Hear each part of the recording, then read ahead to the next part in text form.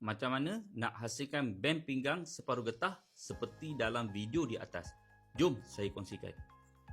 Mula-mula sekali, ambil ukuran keliling pinggang, tolak 2 inci, kemudian bahagi kepada 2. Separuh untuk getah dan separuh lagi untuk backrem. Untuk kain ni, kita akan buat zip di sisi, jadi kita gunakan pelidah kiri dan kanan. Untuk backrem, potong kepada 2. Untuk getah, potong kepada 2, kemudian ambil satu bahagian, potong lagi kepada 2 bahagian yang kecil. Selepas tu kita akan jahit secara berselang-seli antara backrem dan getah. Backrem ni akan dipasang pada bahagian tengah hadapan dan juga tengah belakang. Untuk pelidah ada 2 bahagian, satu untuk cangkuk dan satu lagi untuk palang. Bahagian palang kita akan balut dengan kain pelapik berukuran 3x3 inci. Lebihkan sedikit pun tak apa dan pastikan jahit dengan kemas di bahagian ni. Selepas siap, kita akan cantumkan band pinggang dengan bahagian pinggang kain. Nak mudah, cantumkan bahagian backrem terlebih dahulu.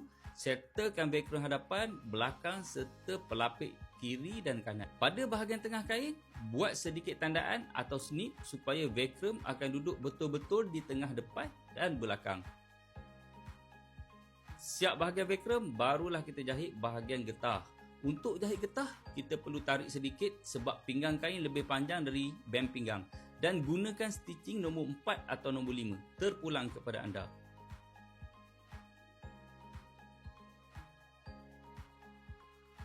Seterusnya, kemaskan dahulu bahagian pelidah supaya mudah untuk kita jahit. Dan barulah kita jahit dengan kemas bahagian backrem. Semasa lipatan ke dalam, anda kena pastikan yang lipatan betul-betul kemas. Kalau tak, bahagian backrem akan nampak kembung di luar dan hasilnya nampak tak cantik.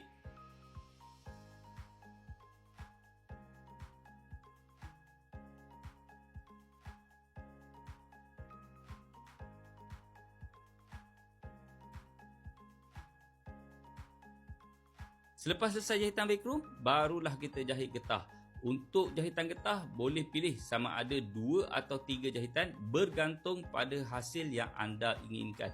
Mulakan daripada bahagian bawah, kemudian naik sedikit untuk jahitan kedua dan akhir sekali tambah satu lagi di bahagian atas. Kekemasan 3 jahitan ni nampak lebih cantik, kemas dan nampak mahal.